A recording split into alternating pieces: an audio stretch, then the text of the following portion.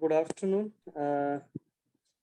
and welcome to all dignitaries and students who have present today for 50th lecture. Personally, on the behalf of Academy of Nidan, I welcome today's guest speaker, Dr. Sanjay Paikrao, sir. Sir is currently working as assistant professor at APM's Ayurved College, Sion.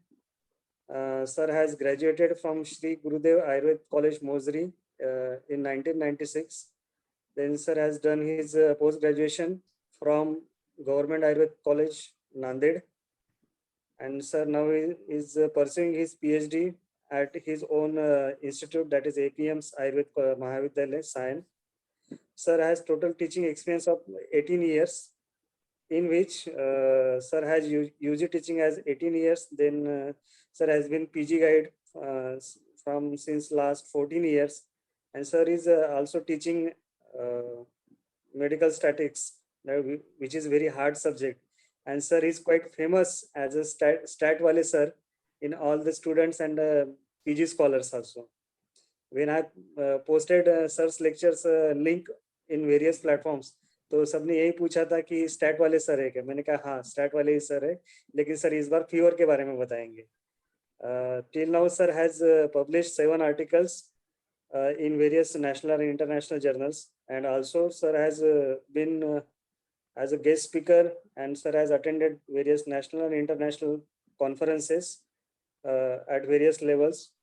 So for Golden Jubilee lecture series of this Academy of Nidan, we have a very talented and dedicated teacher in the name of Dr. Sanjay Paikrao. So I request Dr. Sanjay Paikrao sir to start his lecture. Thank you, Dr. Ganesh Kolle sir. Thank you, sir. Good afternoon, everybody. Respected seniors, my colleagues and students. First of all, I would like to thank Dr. Pawan Kumar Gudatwar sir, President of Nidan Academy, Secretary Dr. Atul Varsne sir, then single lecture series coordinator Dr. Ganesh Kolle sir.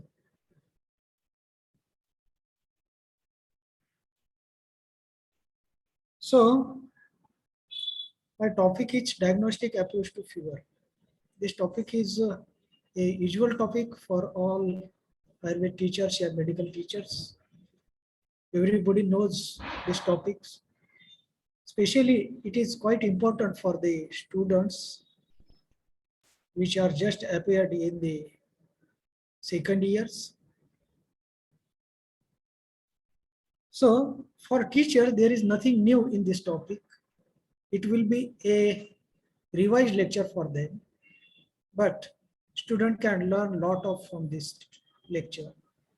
At the end of this lecture, you all will able to differentiate every kind of fever,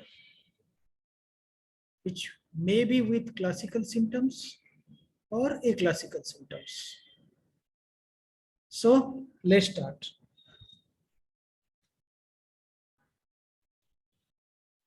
So first of all, we will see the types of fevers on the basis of temperature on the scale. There are few types: continuous fever, remittent fever, intermittent fever, hectic fever, septic fever, pale abstain type fever,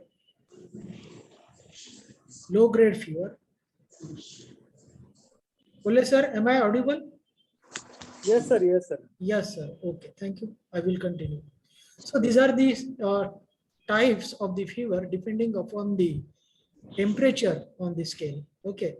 So let's see what is continuous fever.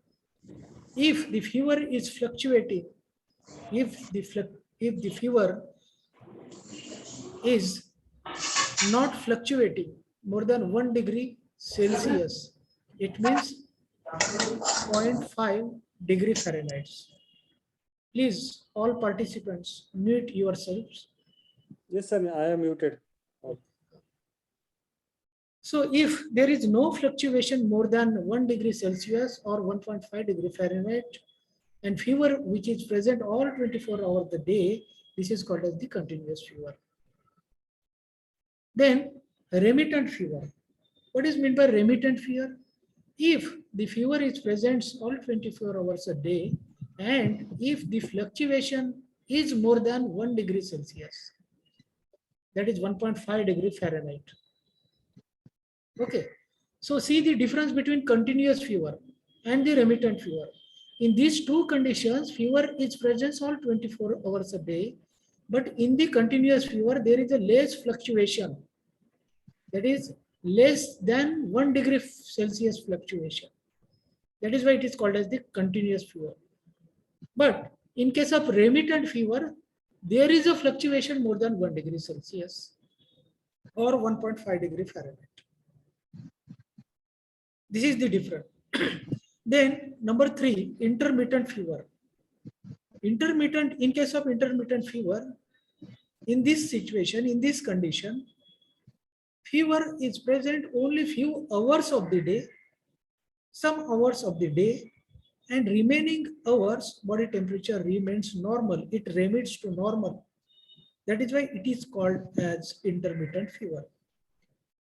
So some patient is febrile for few hours and afebrile for some hours. Okay.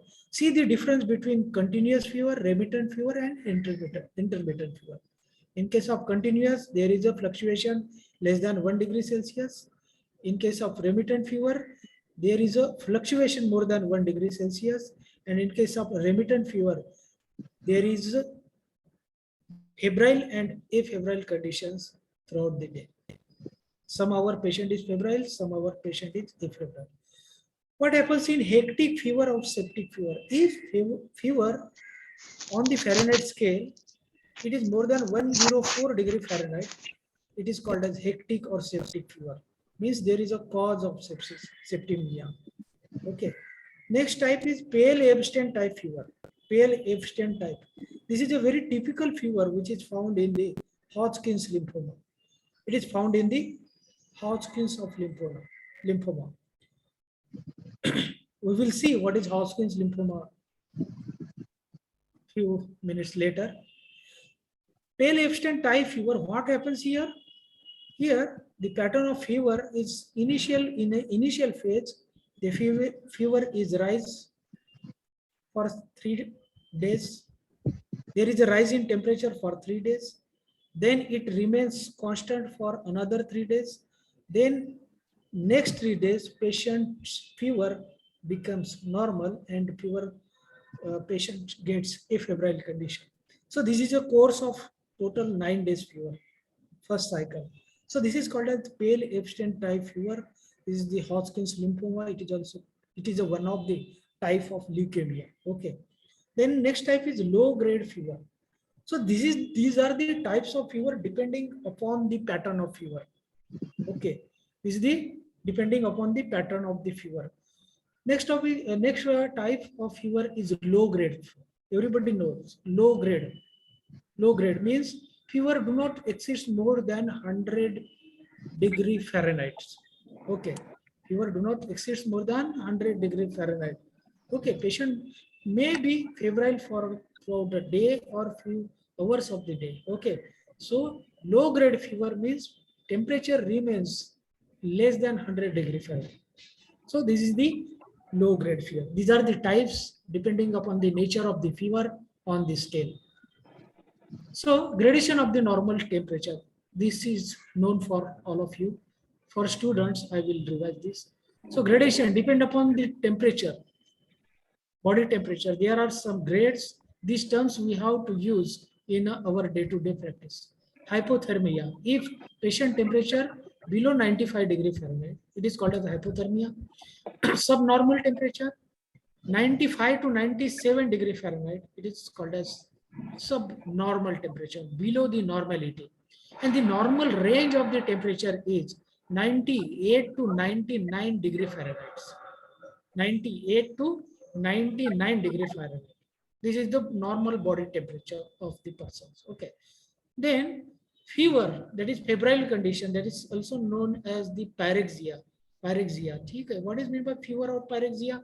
Increased body temperature beyond the normality. This is called as the pyrexia. Okay. So mild grade fever means fever do not exceed more than 100 degree. We have seen in a previous slide. It remains in between 99 to 100 degree Fahrenheit. Okay. Then moderate grade fever, 100 to 103. This is the range for the moderate grade fever. High grade fever, that remains in between 103 to 105 degree Fahrenheit. Hyperpyrexia. In this condition, the body temperature is more than 105 degree Fahrenheit.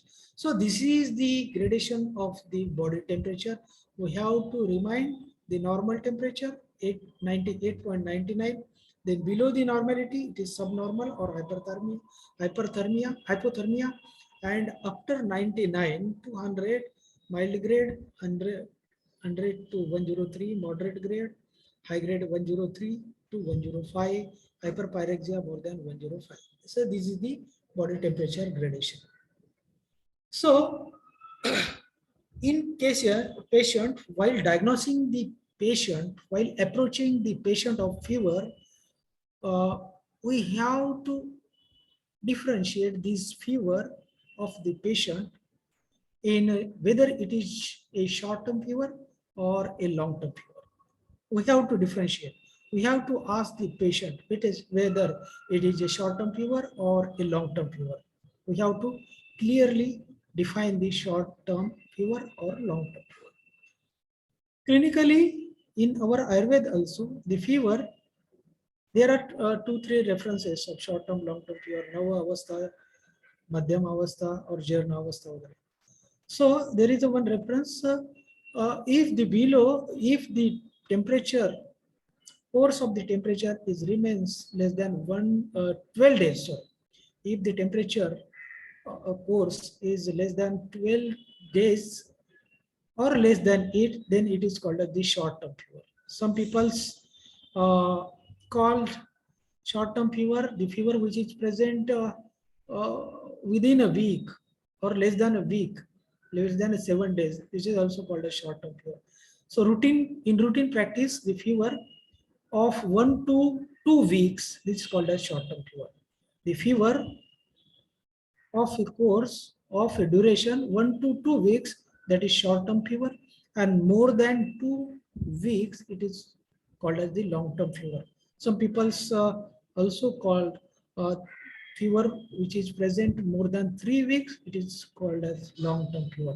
So depending, there are some differences of the conception. Here we will consider the fever which is present less than 12 days fever, it is short-term fever.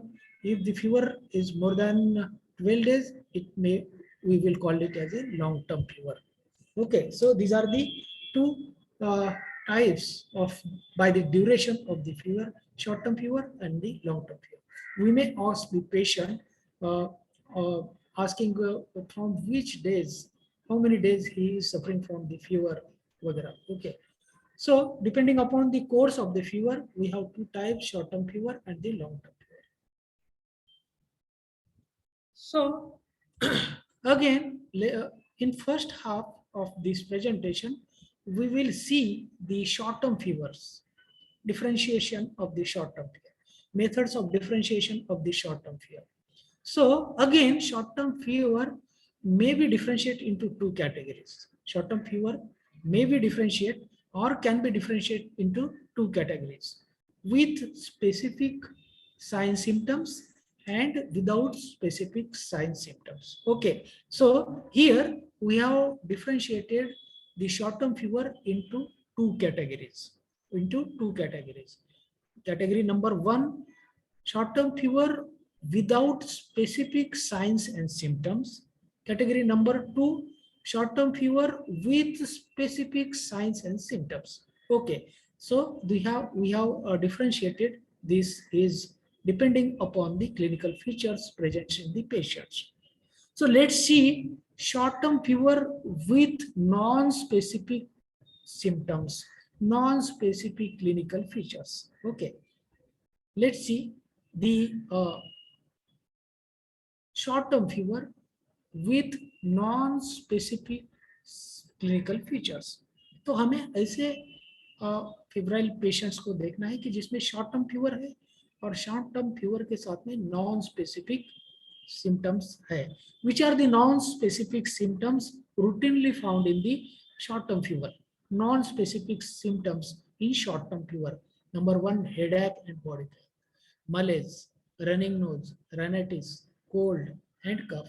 These are the non-specific signs and symptoms which may found in the short-term fever. In another category, we have seen short-term fever with specific signs and symptoms. So non-specific signs symptoms are here: headache, body ache, malaise, runny nose, rhinitis, and cold and cough. Okay, if these symptoms are present in your patient, we may call it that it may be a viral fever or a flu-like fever. Okay, or a flu-like fever.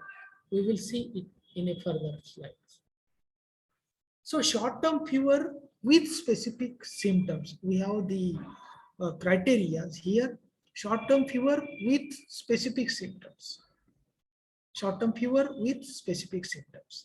पहले slide में हमने देखा short-term fever without specific size symptoms means non-specific sign symptoms. Okay, so here is the few specific symptoms which may be associated with the short-term fever. Some specific symptoms which may be associated with the short-term fever. So in your patient, there may be a symptoms of the CNS involvement. We may call it CNS symptoms like headache, convulsions, unconsciousness, neck stiffness, वगैरह. ठीक है? So these are called as the CNS symptoms. Okay, that may be associated with the short-term fever.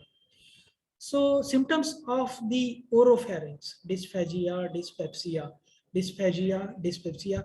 These symptoms, these are the specific symptoms that may be associated with the short-term fever in case of the oropharynx involvement or the infection of the oropharynx involvement. Respiratory sign symptoms. There may be involvement of upper respiratory and the lower respiratory, and the symptoms, associated symptoms may be like cough and breathlessness and the chest pain, etc. So we are finding these specific symptoms in a short-term fever patient. So we have to find out, we have to differentiate whether the patient is with CNS involvement, with the oropharynx involvement, with the respiratory involvement, or a hepatobiliary involvement. How will identify the hepatobiliary involvement? The patient is associated with jaundice and icterus. Okay, we will see the further jaundice and icterus.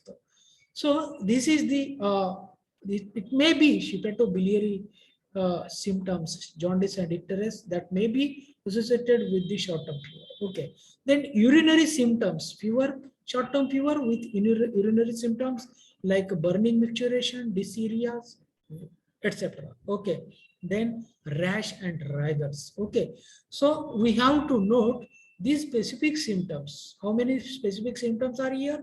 1, 2, 3, 4, 5, 6. Okay, CNS involvement, oropharynx involvement, respiratory involvement, hepatobiliary involvement, urinary involvement, rash and rigors. So these are the specific symptoms that may be associated with short-term fever. Here we have seen the short-term fever with specific symptoms and short-term fever without specific sign symptoms. Let's differentiate these conditions clinically. So here, without specific sign symptoms, we have seen headache, body ache, malaise, runny nose, rhinitis, cough. So here the possibility of diagnosis is influenza. In case of influenza, there are the non-specific sign symptoms. Non-specific sign symptoms in the initial phase.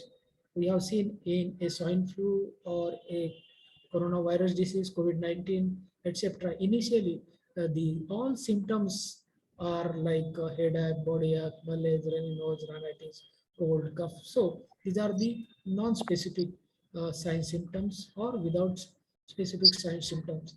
So this is the short-term duration fever.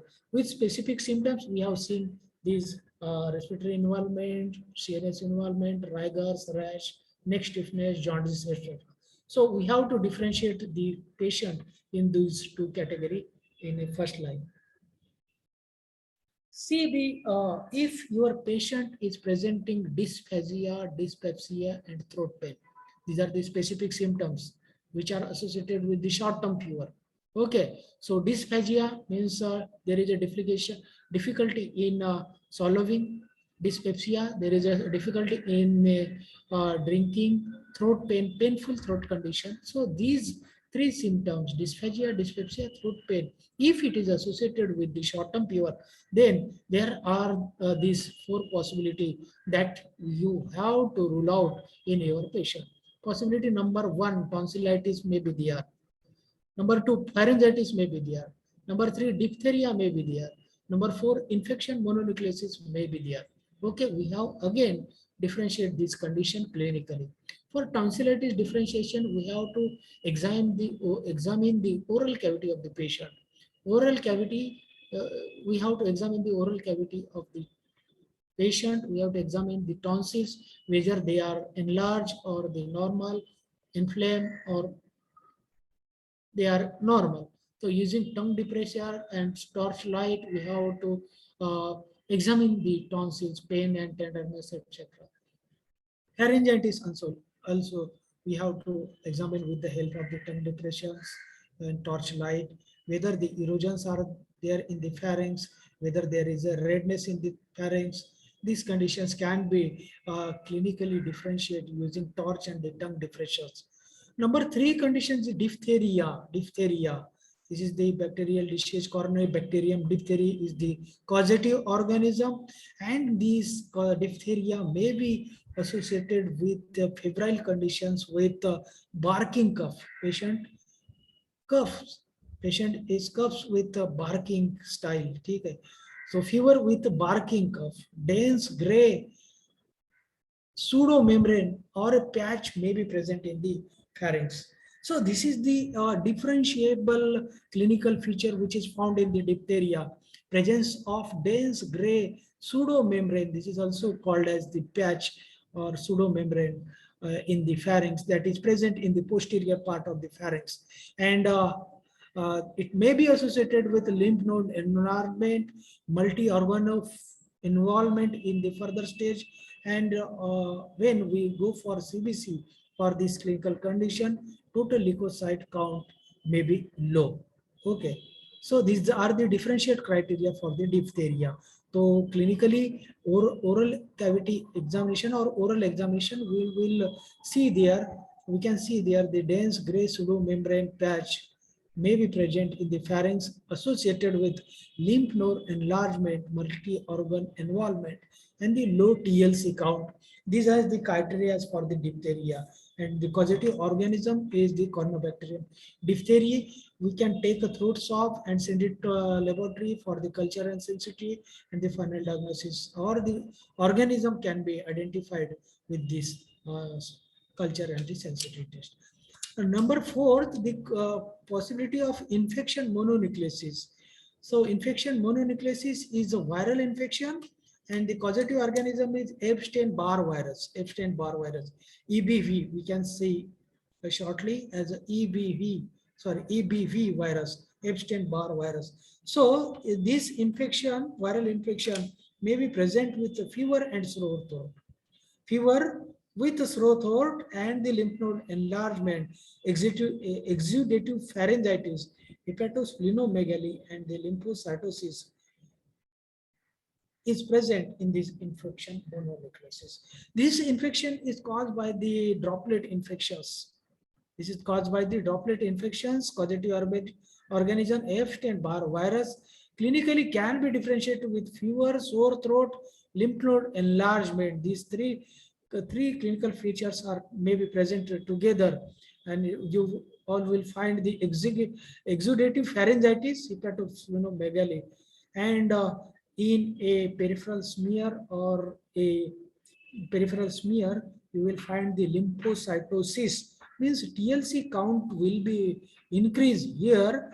In case of diphtheria, we have seen there is a low TLC count, and in case of infection mononucleosis, the TLC count is high, more than normal, and you will find 10% of the lymphocytes are atypical, abnormal lymphocytes may be there. So this is the criteria of the laboratory for the differentiation of the infection mononucleosis. So in this way, we can differentiate the patient which is coming with short-term fever along with dysphagia, dyspepsia, and the throat pain. See the pseudomembrane patch in the pharynx. So you can see in the patient with the help of tongue depressor and the light.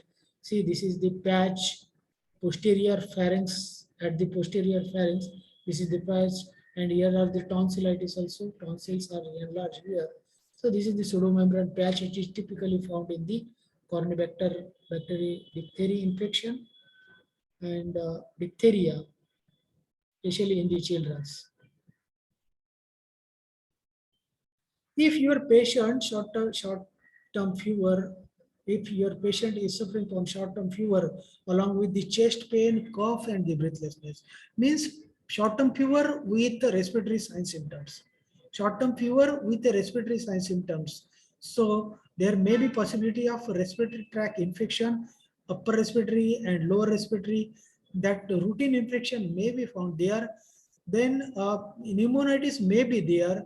Pneumonitis can be diagnosed with the help of clinical features like productive or dry cough, chest pain, hemoptysis, rusty sputum, hypotension, rhonchi, and crepits on the rails or the rails. These may be found in these pneumonitis. While examining the test, you can be note their dull note or affected area, increase tactile vocal emeters, and decrease the expansion of the chest affected size. Chest X-ray, you have to go for chest X-ray, and chest X-ray will show the consolidation on the affected lobe. So pneumonia can be clinically differentiate in this way: short-term fever with a productive or dry cough, along with the chest pain. Hemoptysis means blood stained sputum, rusty sputum. Rusty means dirty sputum, rusty sputum. Sputum is there. Hypotension is there. Rhonchi. Rhonchi means wheezings are there. Rhonchites are there. These are the obstructive noise which is present in the cellular area. Crepits may be there. Rails may be there. Okay. This will we have to find out, rule out with the help of the clinical examination. Respiratory tract infection, we have seen the Haemophilus influenza B, HIB. So in this condition, Haemophilus influenza, this is the type of influenza which is associated with the Haemophilus organisms. So this is a very dangerous disease, and here pneumonitis and meningitis, both conditions may be present in a simultaneous condition. Pneumonitis may be there, meningitis may be there. Meningitis, how we will identify meningitis? Means the fever which is present in the meningeal sign symptoms like headache, nausea, vomiting, convulsions, altered sensorium. So these symptoms may be associated with the meningitis, and when pneumonia and meningitis, this is the deadly combination. If it is present simultaneously in the children, then the conditions may be called as, may be diagnosed as a Haemophilus influenza. The symptoms of the respiratory tract infection, rash may be diagnosed by the and it may be diagnosed with the help of the blood culture, blood sensitivity, culture and sensitivity. Final diagnosis may be done. If your patient is with a short-term fever along with a rash, if rash is there, then there are two possibilities. If your patient came with short-term fever and the rash, then you have to differentiate either this rash is due to allergens or this rash is without allergens. Okay. So grossly, if the rash is with itching, means pruritic rash. If the rash is pruritic, then it may be associated with some drug allergy or some allergen contacts or insect bites, etc. So if it is insect bite, rash associated with insect bite, then it may be called as angioneuritic edema. And if it is associated with the drug allergy, if there is a history of consumption of some drugs and patient have developed the rash over the body, and that rash may be itchy rash, pruritic rash, and you may be diagnosed as a drug allergy. Okay, drug allergy. So rash are of there are few types of the rash for the body. There may be a maculas or papulas on the scales. We will see it in a later. So if the patient with rash, patient is came with rash and fever, and there is no history of insect bite, and there is no history of specific drugs consumption, then there are some possibilities of the diseases. There are some possibilities of the diseases. Diseases may be there, present there, like measles, chickenpox, chikungunya, dengue, leptospirosis.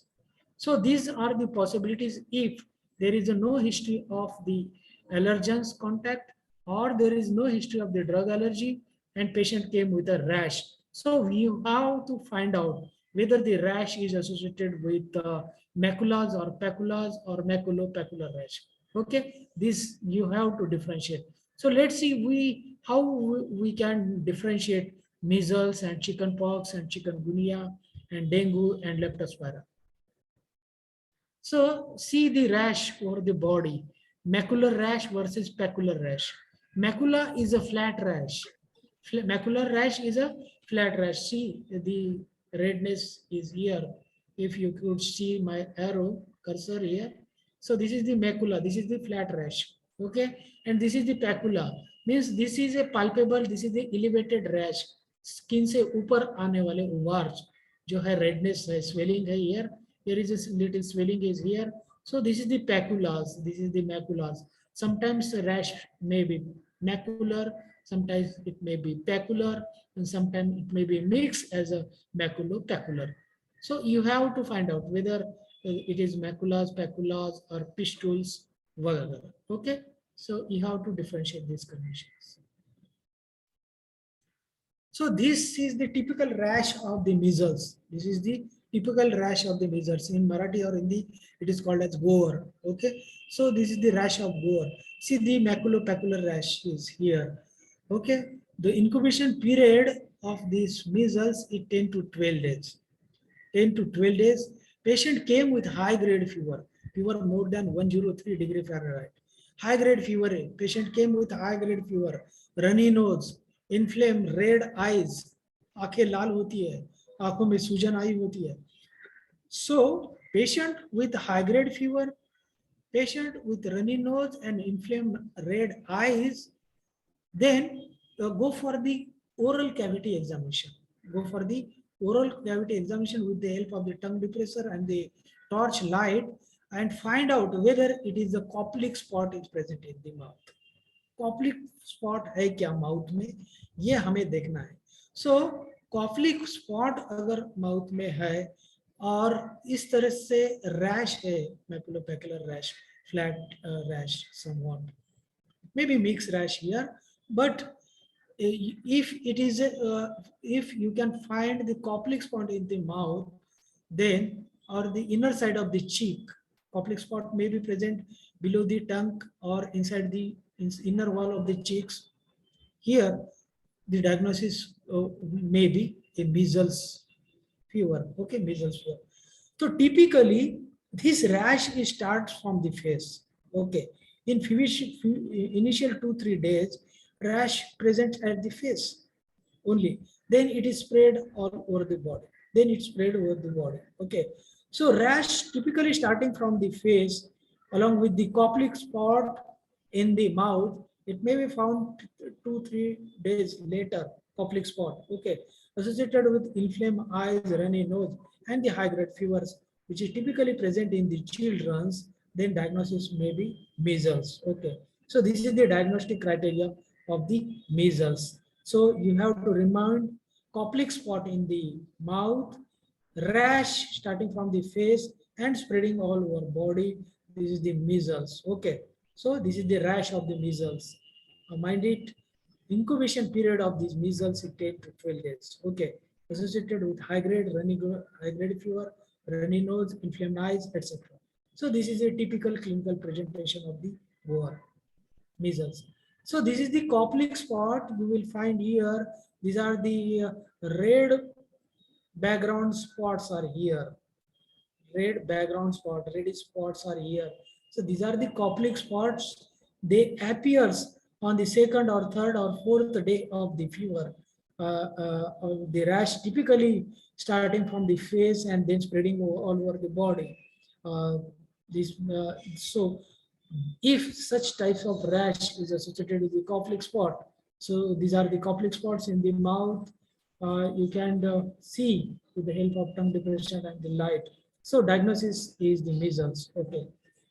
So it is a Koplik spot. Then see the chicken pox. In case of children's kanjana, we can say in Marathi like kanjana, varicella. It is also called as varicella, and it may also called as the chicken pox.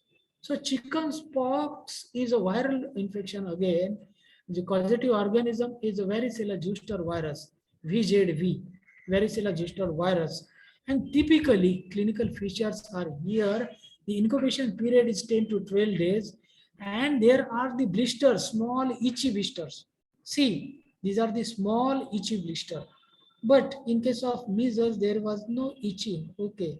So here, in case of chickenpox or varicella or congenia, varicella zoster virus is a causative organism. 10 to 12, 20 to 10 to 21 days incubation period is here, and there are presence of small itchy blisters on the torso, especially on the abdomen or the back. So the blisters are starting from the back or the abdomen and the chest. So middle part of the body, the blisters are present initially in the middle part of the body, which is called as the torso. And such types of blisters may be associated with the fever and the headache. Okay. So typically here, these are the clinical features of the chicken pox. Okay. Chicken pox, varicella zoster virus. See the differentiation between smallpox and the chickenpox. Students always found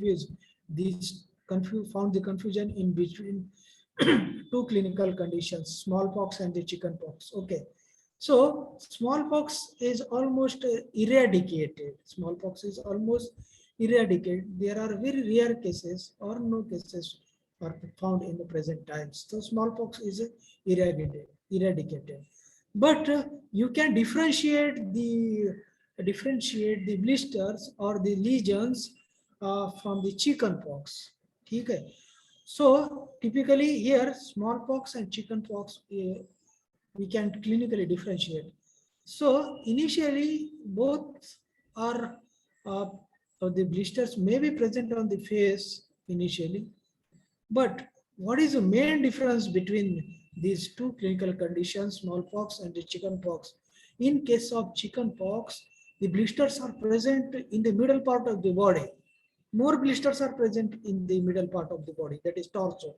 But we will see here, we can see here, in case smallpox, there are comparatively less blisters which are present in the middle part of the body or the torso. Okay, see this comparison. Here are large number of the blisters here on the torso, front and back side of the body.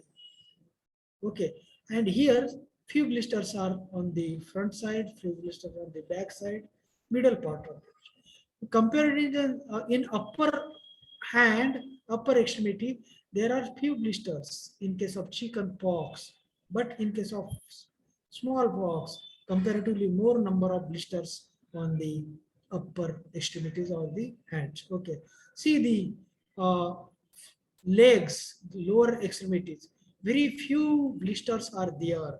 in the chicken pox, and in case of smallpox, there are large number of the blisters here on the lower extremity. So we can say that in case of smallpox, the limbs are involved. The limbs are of these blisters are present. More number of blister presents on the limbs, upper limbs and the lower limbs in case of the smallpox. Or while in case of the chicken pox, comparatively less number of blisters are present on the upper limb and the lower limbs. Okay, so this is the clinical comparison among the smallpox and the chickenpox. Kindly remind the kindly note the vaccine for smallpox, that is known as dry vax, and for the chicken pox the vaccine is known as verivax. Okay, so this is the clinical differentiation. Let's see, when your patient came with the rigor, short-term fevers, and patient is complaining rigor, ठंड लग के बुखार आ रहा है. Patient is saying ठंड लग के बुखार आ रहा है, ठंडी वाजून ताप येतो. Fever with rigors. So we have to differentiate these conditions. Whether the fever with rigor is associated with burning micturition or fever with rigors without burning micturition. Okay. So this is the criteria.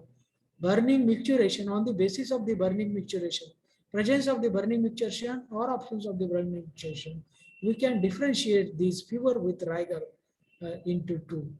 Number one, if patient is with burning micturition, means rigors with fever with rigors with burning micturition, then the possibilities may be urinary tract infection that may be associated with calculus or without calculi. That may be associated with calculi or without calculi. So typically patient may present here the pain in abdomen in a lumbar area or in a hypogastrium area, Basti Pradesh. Here, if patient is came with burning micturition, fever with rigors with burning micturition, and pain in abdomen as a lumbar area and the hypogastrium, so there are possibilities of urinary tract infections that may be with calculus or without calculus. Okay. But if your patient came with fever with rigors and without burning micturition, there is no burning micturition, there is no burning micturition, then there are few possibilities like malaria, filaria, septicemia. Let's differentiate malaria, filaria, and septicemia. So we can differentiate malaria, filaria, and septicemia clinically. In case of malaria and filaria, fever with chills is the common criteria. But in case of filaria, the febrile attacks came in the night hours, especially in the night hour. Okay. In case of malaria, that may be occurs throughout the day, 24-hour attacks कभी भी आ सकते हैं malaria. लेकिन in case of filaria, it is found in case of night hours, majority in the nights, or because that microfilary came in a peripheral circulation in the night hours. So malaria have a wide range of clinical symptoms. There is a wide range of the clinical symptoms. Everything can happen in the malaria. So there is a wide range of the clinical features like fever with headache, with nausea, with vomiting, with pain in abdomen, with loose motions, with constipation.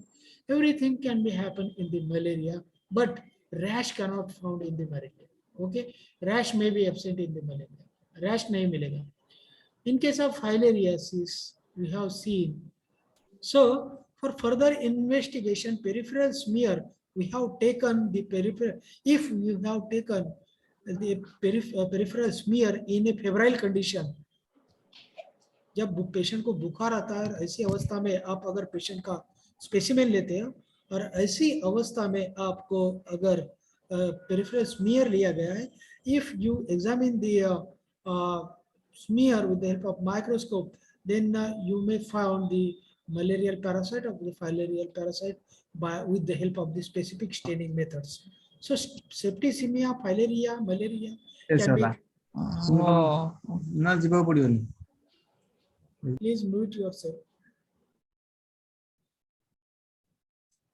If your patient came with the short-term fever with convulsions, neck stiffness, and unconsciousness, these are the cerebral symptoms, these are the meningeal symptoms, these are the CNS symptoms. Okay.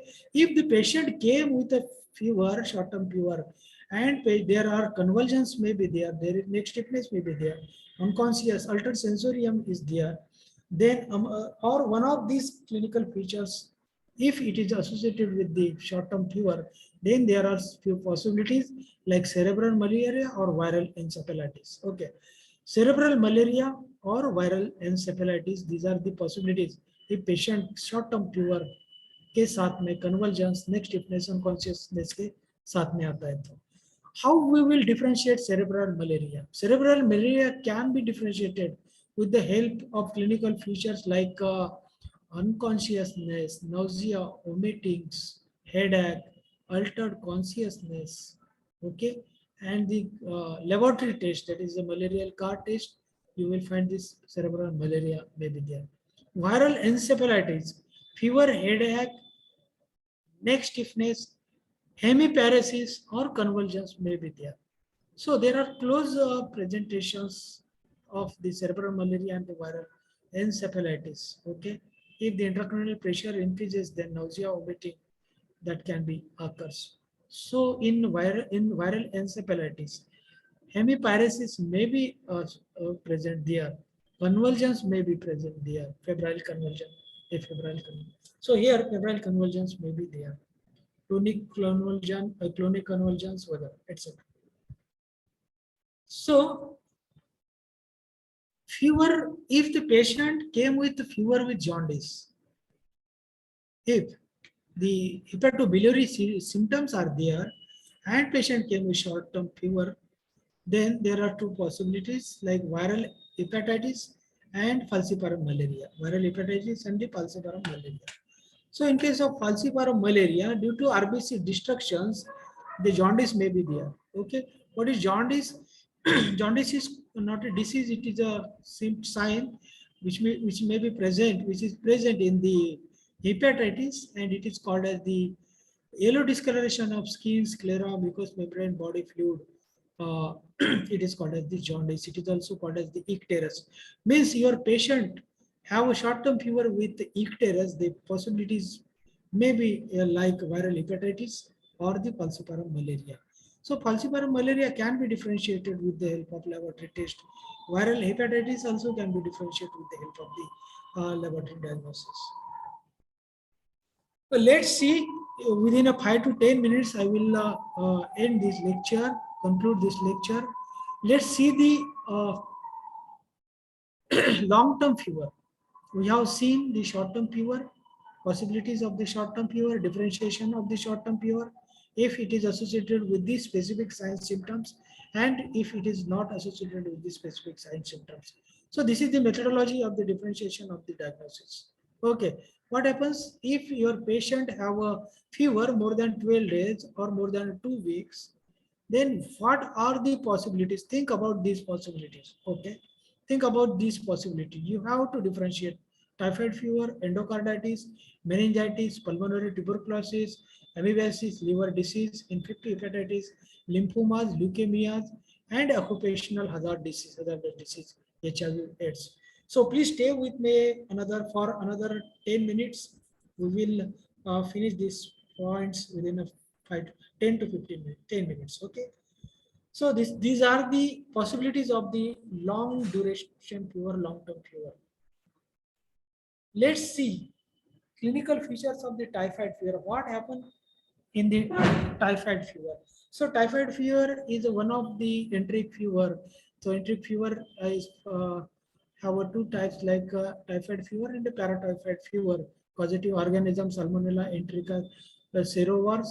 So typhi, paratyphi, ABC, these are the possibilities here. Route of transmission is a fecal oral route, feco oral route. यहाँ से ये organism हमारे शरीर में आ सकता है. So incubation period is 8 to 14 days. 8 to 14 days. If you have consumed the contaminated food, water, or so then if that organ enters by a fecal oral route, then the symptoms may appear after 8 to 14 days. Okay. So typhoid fever, in case of typhoid fever, we have very specific signs symptoms in the typhoid fever, short-term fever. In case of typhoid fever, you will find the continuous fever sometimes. Majority times you will find this a continuous fever means there is a no fluctuation more than 1 degree Celsius. Okay, such type of continuous fever may be found in the typhoid fever. Okay, so fever, headache, and cough may be present in the typhoid fever. Enterocolitis, inflammation of the intestine and the colon, may be associated with the typhus fever because the organisms are targeting the intestine, and due to this infection of the organism, your intestine will be get inflamed and infection may be there, inflammation may be there. So there are two causes of the febrile condition. One is infection, another is inflammation. Okay, here infection and inflammation both are the causes here. That is why fever is present. So clinically, enterocolitis can be diagnosed with the gastrointestinal symptoms like nausea, vomiting, loose motions, sometimes constipations, sometimes uh, colitis or colitis, abdominal pain. Abdominal pain may be there. Initially, maybe it is a periumbilical, later on it may be shift towards the colon area.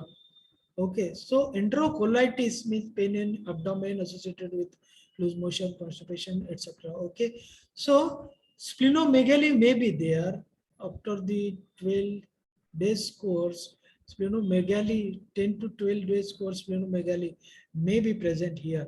So typically, the diagnostic feature of the typhoid fever is a rose spot on the skin, rose, gulab spot, rose, R-O-S-E, rose spots, small pink spots. So rose spots are the small pink color spots which appears on the skin of the patient. It is found in the 30% cases of the typhoid fever. Typhoid के 30% cases में ये रोज spot जो है देखा जाता है, and this rose spot specially occurs after second or third days of the week if the typhoid fever is untreated. If the fever is untreated, if the typhoid fever is untreated, then you will identify, you will found the rose spot on the skin. The rose spots are nothing but small pink spots which are present on the skin, which it is present in the 30% cases of. Here, in case of the typhus fever, there is a relative bradycardia. What is meant by relative bradycardia? The two terms are here, relative bradycardia. Bradycardia means pulse rate, heart rate less than 60, that is called as bradycardia. But in case of typhus fever, there is no truly bradycardia. This is the normocardia, but there is a rule.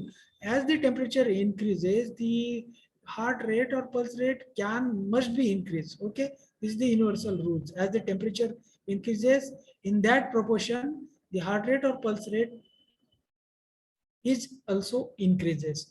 But in case of typhus fever, typhoid fever, relative bradycardia, in case of relative bradycardia, the heart rate, the body temperature increases, but the pulse rate or heart rate not increases comparatively. Okay, that remains in the normal range. So heart rate, pulse rate remains normal, but body temperature is increases.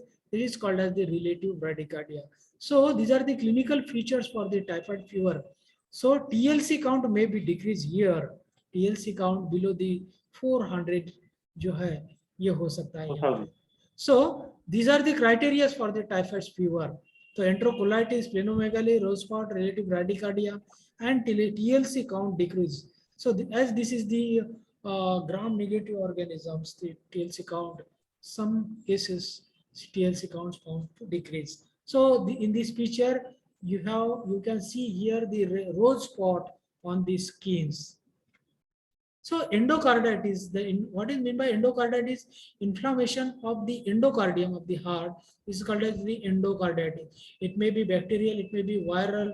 So endocarditis can be clinically diagnosed with the help of the splenomegaly and the anemias and the tachycardia and the clubbing of the nails, okay, and the exertional dyspneas and the coughs, etc. Okay. So endocarditis, if remains chronic, then that may be affect the cardiac valvular structures in the endocardium. Okay, valvular structures in the endocardium. Okay. So that endocarditis again may be associated with the rheumatic fever, rheumatoid arthritis, and there may be a valvular pathology may be present there. Okay, so we have to differentiate the cause of the endocarditis, whether it's a bacterial endocarditis or a viral endocarditis. Okay, so in case of endocarditis, you will find fever with rigors. ठंड लग के बुखार आता है. Fever with rigors with splenomegaly, liver megaly, sorry, spleen megaly, spleen, enlarged spleen. So spleen can be palpable with the help of classical method, bimanual method, hooking method, dipping method. These are the 4 methods of the spleen palpation. Okay. So splenomegaly may be there. Roth spot. We have seen rose spots in the typhoid fever, but here in endocarditis, ROTH, Roth spot, can be identified in the eye examination, retinal examination. So Roth spots is the clear indication of the retinal hemorrhage. Okay, retinal hemorrhage. Roth spot is a clinical indication of the retinal hemorrhage, and the cause of the retinal hemorrhage may be associated with the endocarditis. So what is the Roth spot? So that's Roth spot is a red spot on the retina, which is centrally white in color. Okay, centrally pallor or white colored spot, that is called as the Roth spots or OTH, and that may be associated with anemia like a normocytic, normochromic anemia. Tachycardia may be there, clubbing may be there. Clubbing may be there. What is clubbing? We will see in the next slide. So ECG, on the basis of the ECG and the 2D echocardiography, we can clearly differentiate this condition, endocarditis. On the basis of the ECG, if there is a tachycardia, if there is a prolonged PR interval, if there is a prolonged PR interval, if there is a features of the AV block, then there is a possibility of the endocardium. So here prolonged P, because of prolonged P is there is a conduction delay, sinoatrial node. There is a generation of the impulse from the sinoatrial node. Then it is traveling to the AV node. And here, in case of endocarditis, there is a delay in this interval. That is why the PR interval is increased. AV block may be there, leukocytosis may be there. If the endocarditis which is associated with leukocytosis, then the group A streptococcal infection, group A beta hemolytic streptococci may be there, and that can be differentiated with the help of the ASO titer RF factor, leukocytosis. If leukocytosis is there along with the history of sore throat, the history of febrile conditions, and go for the ASO titer and the ESR, then you will find the carditis, endocarditis was due to the streptococcal infection, group A streptococcal infection, hemolyticus infection. For the further confirmation, you have to go for the echocardiography, and that will be confirms your diagnosis. So in these pictures, see the endocarditis clinical features of the endocarditis. On the right side, Roth spot on the retina. See this, if you can see the cursor. See, this is the center, white centered, pallor center around the red margins here. Red margins are here. So this is the Roth spot that is identified on the retina with the help of the retinoscope. If so, this is the Roth spot, that is the indication of the retinal hemorrhage, and that may be associated with the endocarditis. So Roth spot on the retina. See, this is the picture of the clubbing of the nails. So what is the clubbing of the nails? You can clearly see the nail bed has been swollen. This part of the nail also has been swollen. So clubbing is nothing but the bulbous enlargement of the soft part of the terminal phalanges, secondary to chronic hypoxia due to dilatation of the terminal arterioles. Okay, this is the clubbing of the nails. So clubbing of the nails is also always associated with the cardiac abnormalities, chronic lung abnormalities, and some intestinal abnormalities like Crohn's disease. So endocarditis may be associated with the clubbing of the nails. I repeat, what is clubbing? Clubbing is the bulbous enlargement of the soft part of the terminal phalanges secondary to chronic hypoxia due to dilatation of the terminal arterioles. So this is the clubbing of the nails. Here you can clearly identify. You have to note the normal shape of the nails, and this is the abnormal shape of the nails. So these two clinical conditions may be associated with the endocarditis. So clubbing nails, road spot, and then a TLC count increase. Then go for the 2D echocardiography, and the final diagnosis will be made on the results. So meningitis, so long-term fever with meningeal sign symptoms. Here, long-term fever more than 2 weeks with meningeal sign symptoms. Which are the meningeal sign symptoms? So high-grade fever with convulsions, neck stiffness, headache, vomitings, altered sensorium, hypertonia, hypotonia, photophobia, everything. These are the meningeal sign symptoms. These all called as the meningeal sign symptoms. So meningeal sign symptoms, if they are associated with the long-term fever, we have to differentiate it from the other parameters, other diseases, and meningitis clearly clinically diagnosed, can be diagnosed with the help of these clinical criteria. So these are the two specific signs which are present, particular signs which are present in the meningitis. So this is the, on left side, this is the Kerning signs, and on right side, this is the Brudzinski sign, Brudzinski neck sign. This is okay.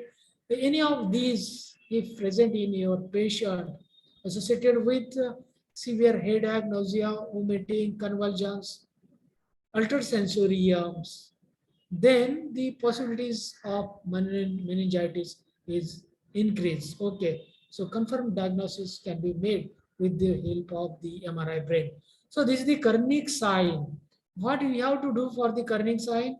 Patient in the supine position, then hip joints you have to fix here, then neck joint, knee joint you have to fix, and with fixing hip joint, with the help of the right hand, we have to put below the ankle, and the left hand we have to put here at the knee, and you will give the motions, give the moments to this ankle in this direction.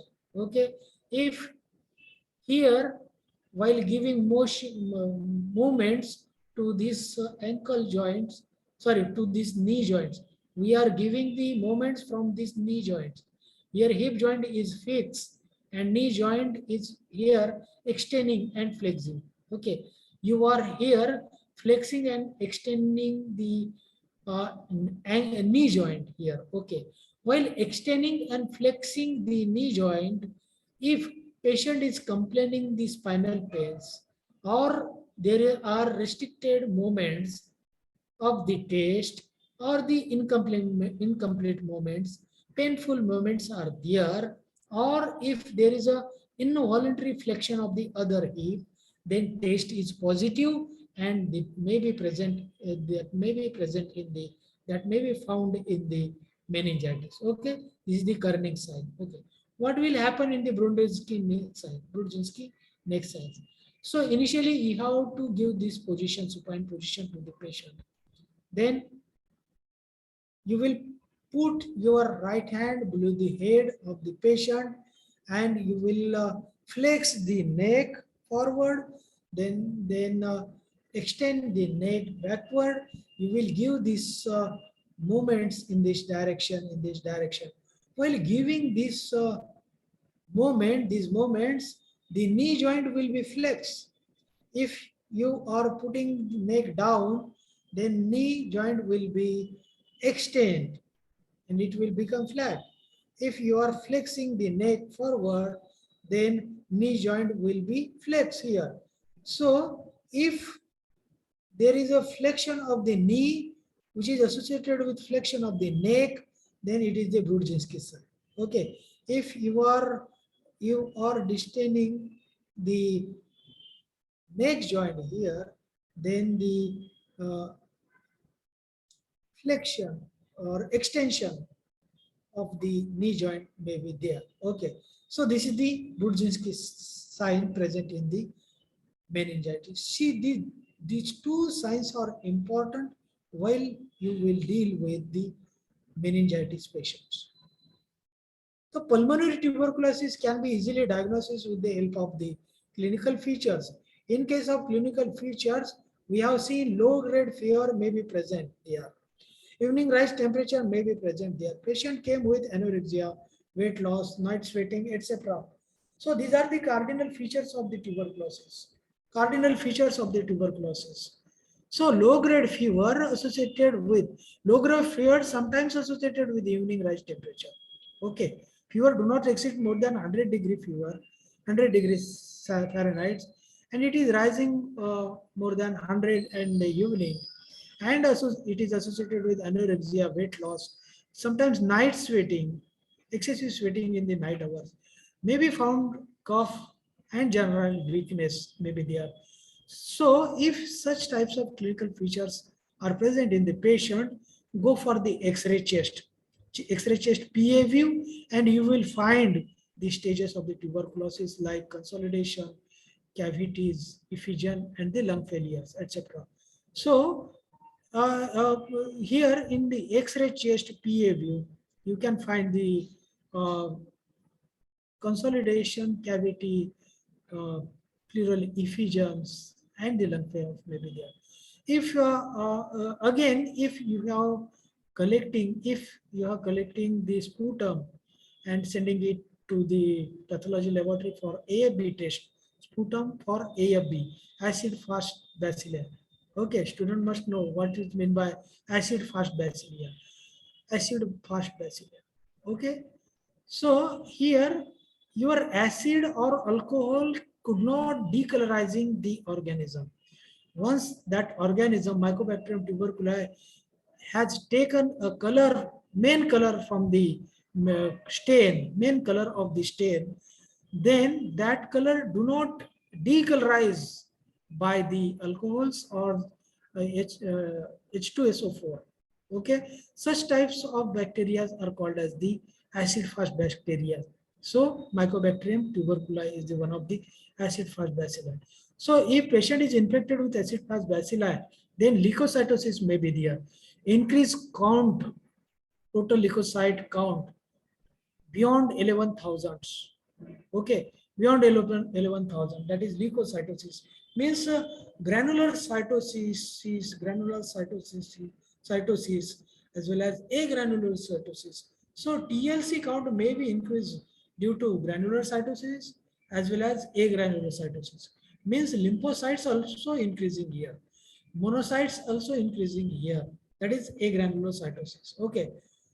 So lymphocytosis, and then for the confirmation on the basis of X-ray chart, sputum AFB, on the basis of the CBC and ESR. ESR may be maybe a diagnostic tool for the pulmonary tuberculosis.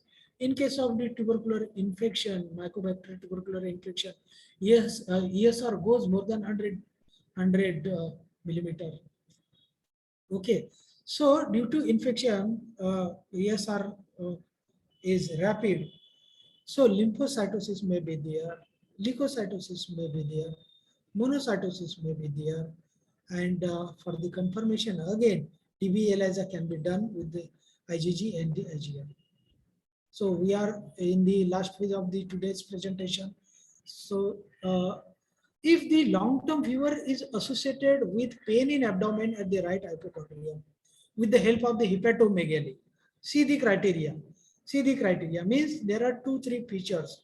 So high-grade fever or short-term, long-term fever.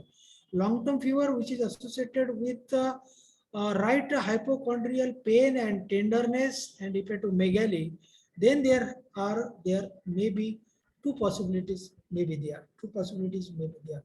One is amoebic liver abscess and another is infective hepatitis. Okay, both in these two conditions, clinical features sometimes found same. Okay, but what is the difference between these two conditions? So, in case of the stool examination, amoebic liver disease, there may be a mucus stained stool. Mucus, sometimes blood stains put up. Sorry, stool. On the stool examination, you will find the mucus and blood in the stool. Okay. But in case of infective hepatitis, it is found rarely. Okay. In case of amoebic liver disease, the leukocytosis is also increases. But in case of infective hepatitis, the LFT, liver function test, is increases. Okay. If you go for stool examination, stool routine and microscopy, you will find anti-amoeba histolytica is there. Okay. So clinically, if your patient is complaining pain in abdomen, especially in the right hypochondrium with hepatomegaly, splenomegaly, with pain and tenderness at the right hypochondrium, then and with icterus may be there. Okay. So these are the criteria for the differentiation. Icterus with long-term fever, with pain tenderness at the right hypochondrium. So these two possibilities may be there. So biliary colic pains may be there. Okay.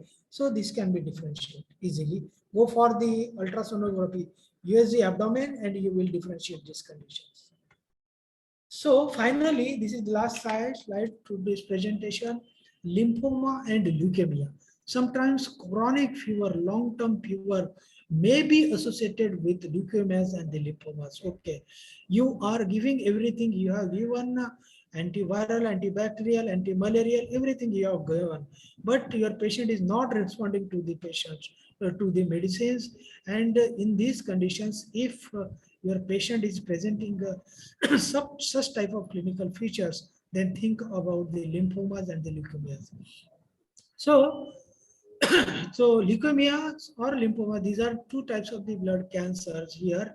So lymphomas are the inflammation of the lymph nodes. Okay, lymphomas are the inflammation of the lymph nodes, while leukemias are the diseases of the blood cells and the bone marrow.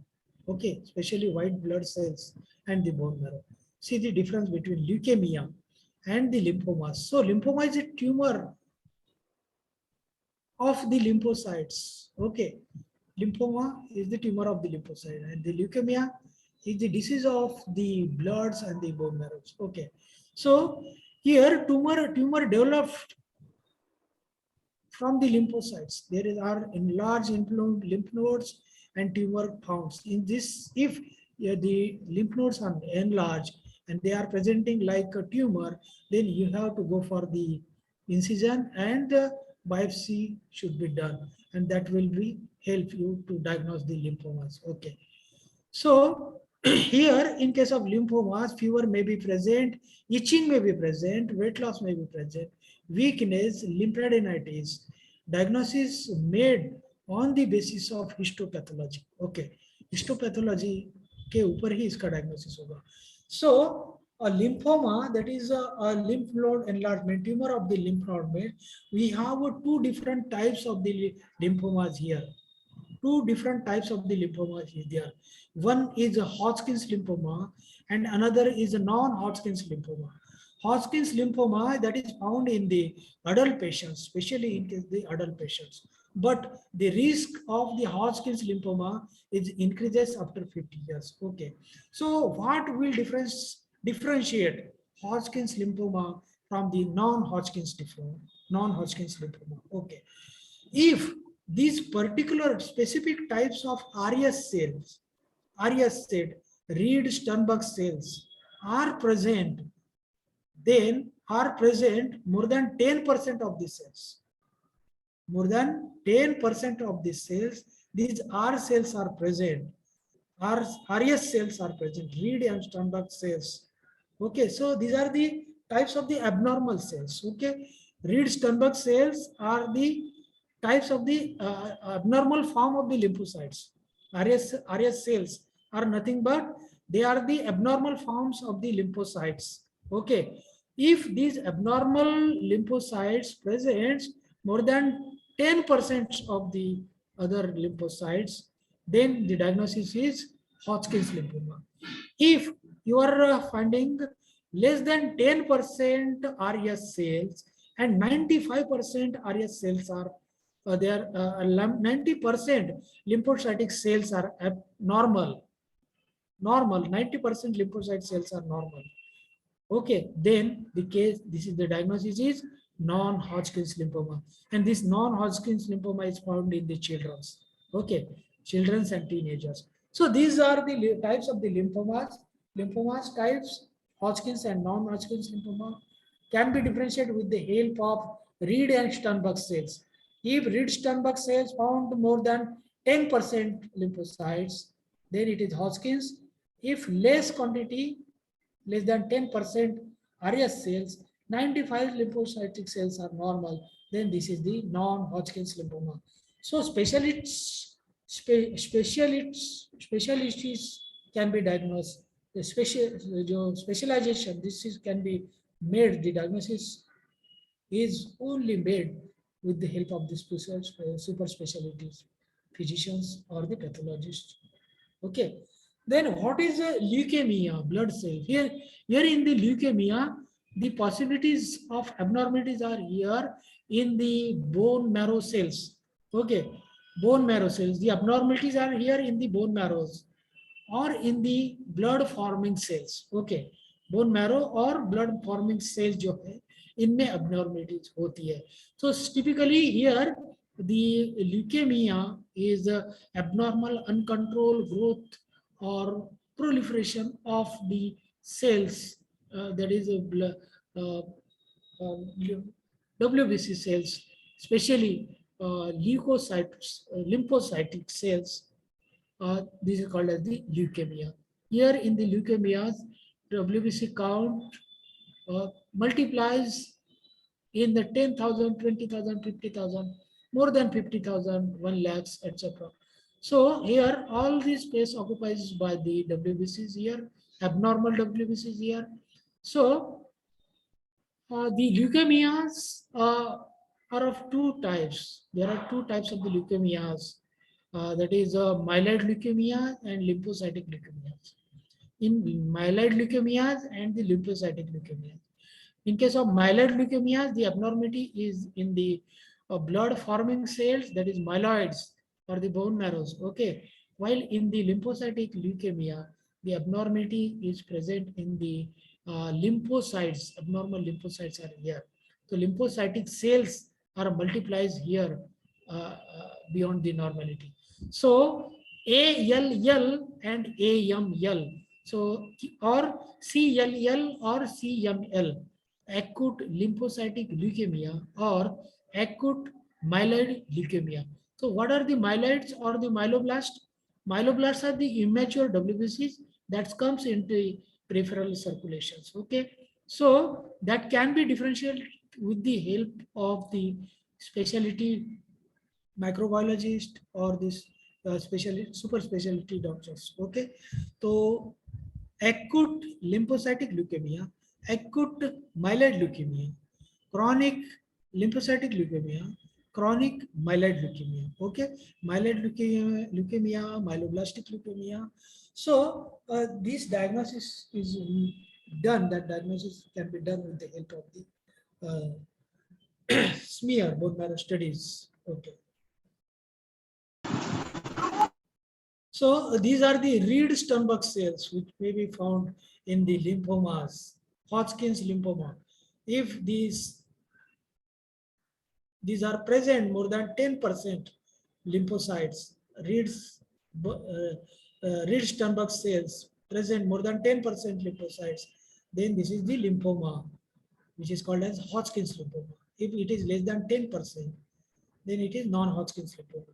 So what is the uh, Reed-Sternberg cells? These are the abnormal form of the lymphocytes. So Reed-Sternberg cells are the abnormal form of the lymphocytes having two nucleus, having two nucleus. So normally in case of the lymphocytes, there is a single nucleus is present, okay, with the clear cytoplasm, with the clear cytoplasm. Clear cytoplasm with a single nucleus. If it is a small lymphocyte, then it is a circular or spherical nucleus is there.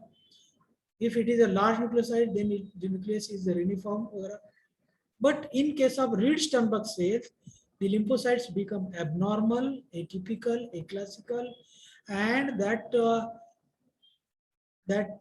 present with two nucleus, and if there are two nucleus lymphocytes are present, then they are called as the Reed-Sternberg cells. So this is the one. So these are the occupational hazards: COPD, COD, brucellosis, occurrence, and here HIV/AIDS. Okay, it is very easy to diagnose. If your patient having fever, cough more than 1 month, not responding to the regular treatment, antibiotics, antimalarial, etc., then go for HIV test, that is tridot test or Western blot test. Confirmation should be made with the help of the Western blot cells, Western blot test, and if it is found, then it is called as the HIV and AIDS. If your patient has a simply HIV infection, means no AIDS has been formed, then some flu-like symptoms may be appear in the initial phase, like fever, cough, flu-like symptoms may be associated with the HIV infection. Student have to note that the acute HIV infection and AIDS, these two clinical conditions are different. If AIDS has formed, means HIV infection has become chronic, and some opportunist infections are there, like tuberculosis and other specific some infections, opportunist infections may be there. So such conditions, AIDS has been found. AIDS is called as, so AIDS is the HIV infection with secondary opportunist infections like this. So centrally, some features like this: encephalitis, meningitis, lung, pneumonia, tuberculosis, respiratory infections, all these may be present in the HIV/AIDS patient. So stages are depend upon the count of the CD4 count. If your patient have a CD4 count more than 500, it is stage 1. If it is in between 350 to 500, grade 2.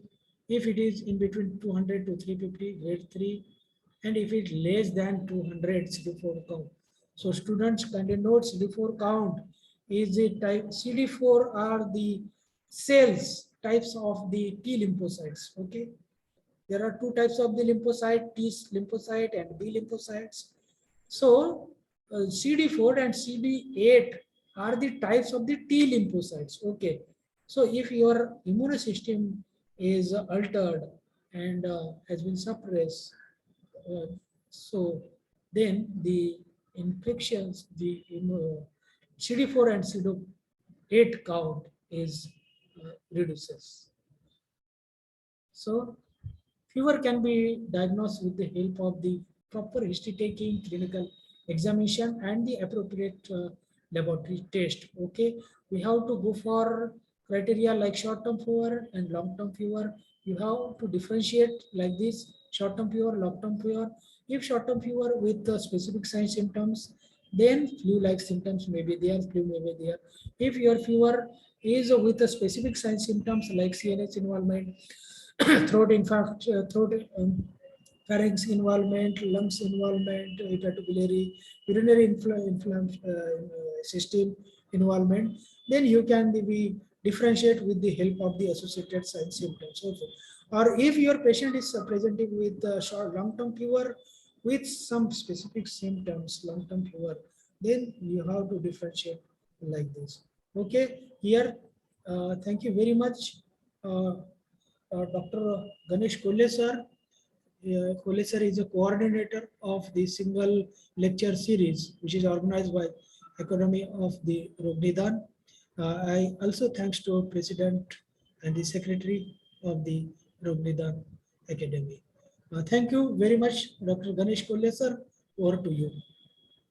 Thank you, sir. Thank you very much. Very well explained lecture. Now I request Dr. Prashant to give a thankful note. Thank you very much, Dr. Ganesh sir. Hello. I am Hello. here to conclude and for thanking respected sir. We go for a lecture or a teaching a students a jwar, a dhy or a fever, we took almost 10 to 12 lectures or 10 to 12 hours to teach a fever, and it is very difficult task to lecture on fever in 1 hour. Sanjay Paikrao sir, respected sir, has given the lecture with all the type of fevers, starting with continuous fever, remnant fever, short-term fever, long-term fever, and along with the fever, he also teaches us all the diseases in which fever comes, just like endocarditis, malaria, typhoid, all the measles, then chickenpox, smallpox. The differential diagnosis also very well explained by the sir. Sir, I am very thankful to you from Academy of Rog Nidan. Sanjay Paikrao sir has given a lecture previously also in this platform. So thank you very much, sir, for giving such a wonderful and vast and deep knowledge of fever. Thank you very much, sir. Thank you, sir. Thank you, Prashant sir. I think Badgi sir has also joined for today's session. I request Professor Badgi sir to have his say on this topic. Hello.